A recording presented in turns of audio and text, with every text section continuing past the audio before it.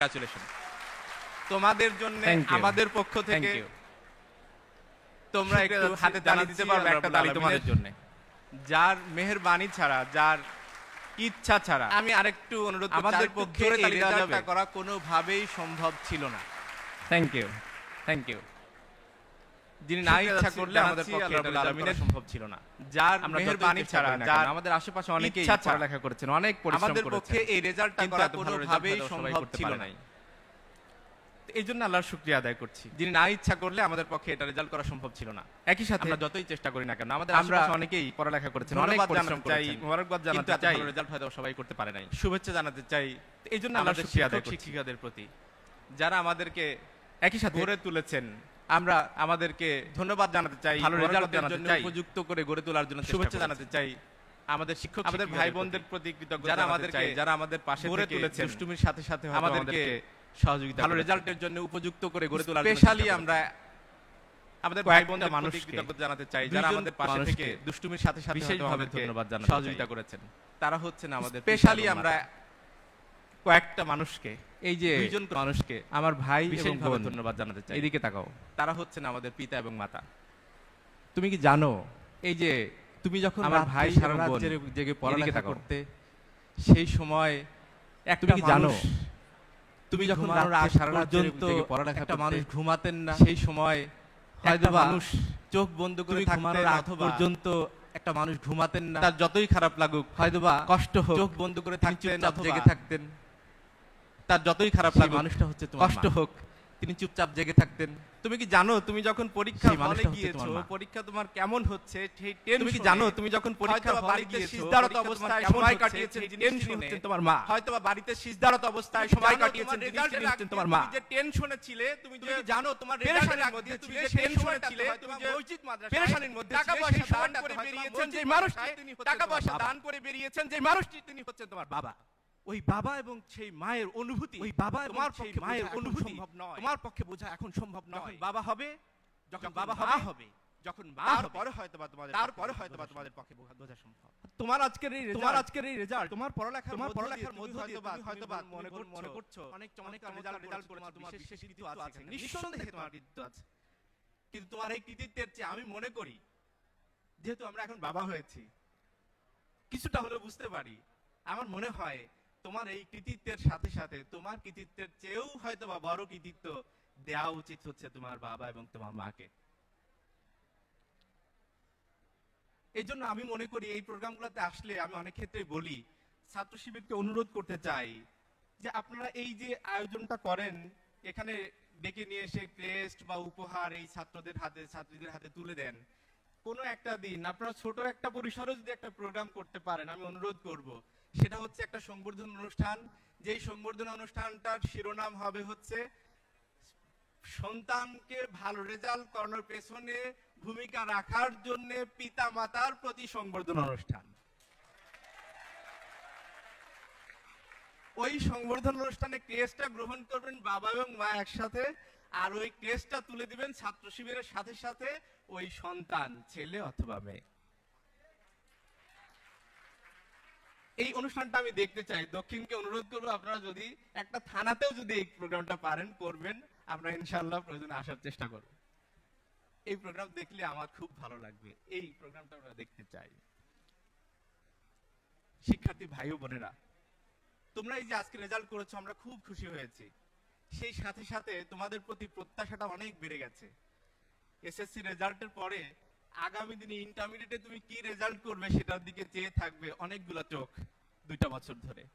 এরপরে ইউনিভার্সিটি তুমি কত ভালো জায়গায় ভর্তি হচ্ছ, কি ভালো করছো, সেটার দিকে প্রত্যাশার চোখ চেয়ে থাকবে। সেই প্রত্যাশার পারদ যেন সামনের দিকে আরো বেশি বৃদ্ধি পায়, তুমি যেন সেই প্রত্যাশার আলোকে আরো বেশি ভালো করতে পারো, সেই জন্য আমরা তোমাদের জন্য দোয়া করছি। সেই সাথে সাথে তোমাদের কাছে দোয়া চাইবো, তোমরা ইসলামী ছাত্র শিবিরের জন্য দোয়া করবে। তোমরা হয়তো বলতে পারো, ছাত্র শিবিরের জন্য দোয়া করবো কেন, তারা কি পরীক্ষা দিয়েছে, তাদের কি রেজাল্টের দরকার? এজন্য আমি তোমাদেরকে একটা গল্প বলবো, ছোট্ট একটা গল্প। একজন ভাই আর একজন বোন, ছোট ভাই বড় বোন। বড় বোন ছোট ভাইকে বলছে যে গতকাল রাতে সারা রাত ধরে নামাজ পড়েছি, ইবাদত করেছি আর আল্লাহর কাছে দোয়া করেছি। ছোট ভাইয়ের প্রশ্ন, আপু তুমি কাদের জন্য দোয়া করেছো, কি দোয়া করেছো? তো বলছে এই ধর বাবা মায়ের জন্য দোয়া করেছি। কি দোয়া? বাবা মায়ের জন্য দোয়া করেছি যে আল্লাহ কত কষ্ট করে বাবা মা আমাদেরকে মানুষ করছে, তুমি দয়া করে মেহেরবানি করে আমার আব্বা মাকে সুন্দর মেয়ের জামাই দান করো। তো বলছে ঠিক আছে, তা তো ভালোই দোয়া করলে, তা আমার জন্য কি দোয়া করেছো?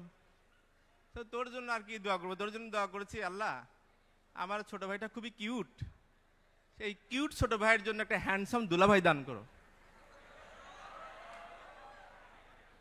তোর সবার জন্যই তো দোয়া করলে, তো তুমি তোমার নিজের জন্য কি দোয়া করছো? তো বল কি আমি কি এত স্বার্থপর হতে পারি? তোর জন্য দোয়া করতে করতে রাত শেষ, আমার নিজের জন্য আর দোয়া করার সময় হয় নাই রে।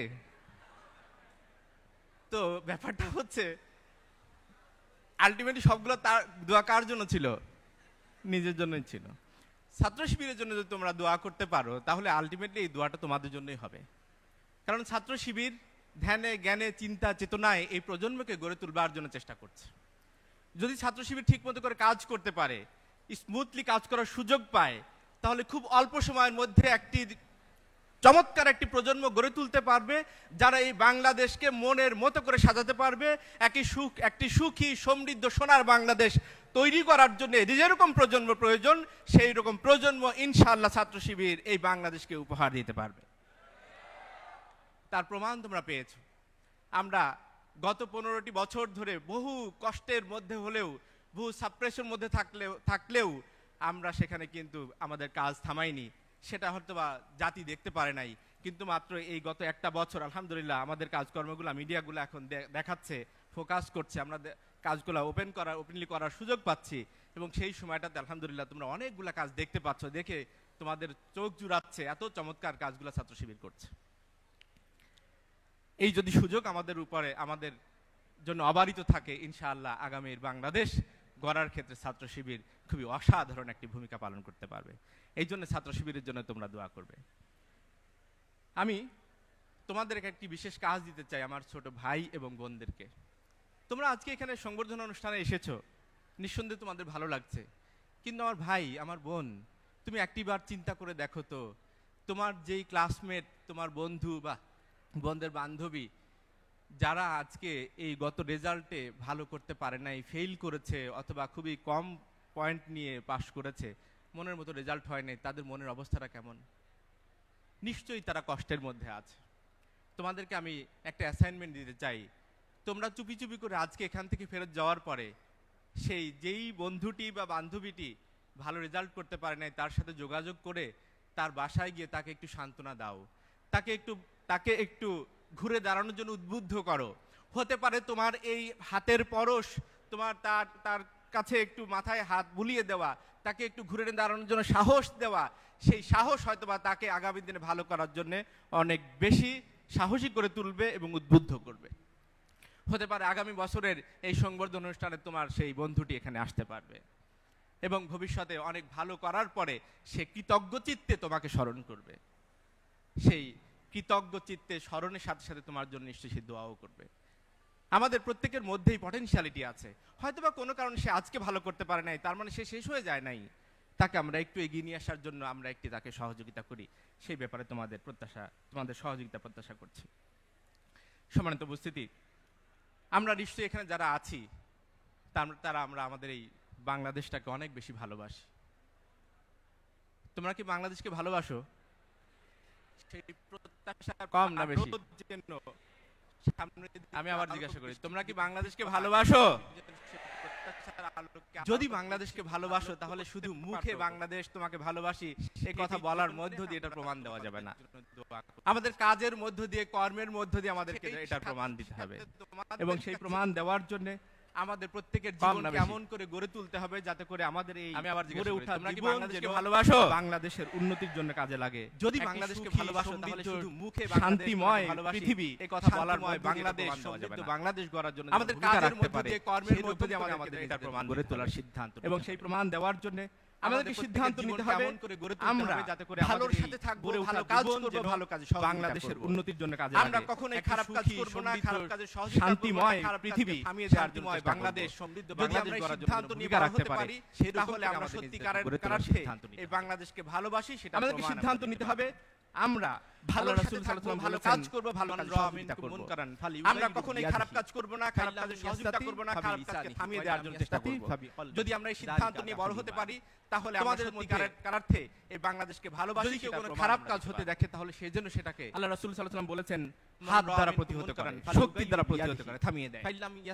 যদি তাতে করে সে সামর্থ্যবান না হয়, তাহলে সেজন্য মুখ দ্বারা, বক্তব্যের দ্বারা, কথার দ্বারা সেটাকে থামিয়ে দেওয়ার চেষ্টা করে। যদি কেউ কোনো খারাপ কাজ হতে দেখে, তাহলে সেজন্য নট পসিবল। যদি তার দ্বারা সেটা পসিবল না হয়, তাহলে শক্তির দ্বারা প্রতিহত করে থামিয়ে দেয়। অন্তর দ্বারা পরিকল্পনার মধ্যে দিয়ে সে সামর্থ্যবান না হয়, তাহলে সেজন্য মুখ দ্বারা, বক্তব্যের দ্বারা, কথার দ্বারা সেটাকে থামিয়ে দেওয়ার চেষ্টা করে। অর্থাৎ সেই জায়গাতে তুমি থেমে থাকবা না, নট পসিবল। সেটা হচ্ছে ন্যূনতম পর্যায়ে না হয়, তাহলে তুমি বরং শক্তি অর্জন করার চেষ্টা করো, যাতে পরিকল্পনার মধ্যে দিয়ে থামাতে পারো। তার চেয়ে বেশি শক্তি অর্জন করো, যাতে করে তুমি সেটা হাত দিয়ে, শক্তি দ্বারা, সেই জায়গাতে ক্ষমতা দ্বারা সেটাকে প্রতিহত করো। সেটা হচ্ছে ন্যূনতম পর্যায়ে। তুমি বরং শক্তি অর্জন করার চেষ্টা করো, যাতে করে দুর্নীতি থামাতে পারো। তার চেয়ে বেশি শক্তি অর্জন করো, যাতে বছর যেই পরিমাণে দুর্নীতি হয়েছে, শক্তি দ্বারা, ক্ষমতা দ্বারা যেন এখনো সেই দুর্নীতির রেশ পুরোপুরি কেটেছে এবং নয় উপস্থিতি। আজকে বাংলাদেশে যে দুর্নীতি চলছে, সামনে পুরোপুরি দুর্নীতি, আমাদের গত 15টা বছর যেই পরিমাণে দুর্নীতি হয়েছে, তাহলে এই বাংলাদেশে লিডিং এ যেতে হবে সেই মানুষদেরকে যারা দুর্নীতি করবে না, যারা দুর্নীতিকে সহ্য, তাহলে এই বাংলাদেশে লিডিং এ যেতে হবে সেই মানুষদেরকে যারা দুর্নীতি করবে না, যারা দুর্নীতিকে সহ্য করবেই না, সাথে দুর্নীতিকে প্রশ্রয়। আশিফ চৌধুরীর একটা সাক্ষাৎ কয়েকদিন আগে আমি বলছিলেন, এই দুর্নীতিকে দূর করার জন্য কয়েকটা সিস্টেম করা লাগবে, সাথে সাথে দেখছিলাম এখানে যদি বলছিলেন যারা আছে তারা যদি দুর্নীতিকে দূর করার জন্য থাকতে পারে, সিস্টেম করা লাগবে, সাথে সাথে প্রতিহত করার সিদ্ধান্ত নিতে পারে।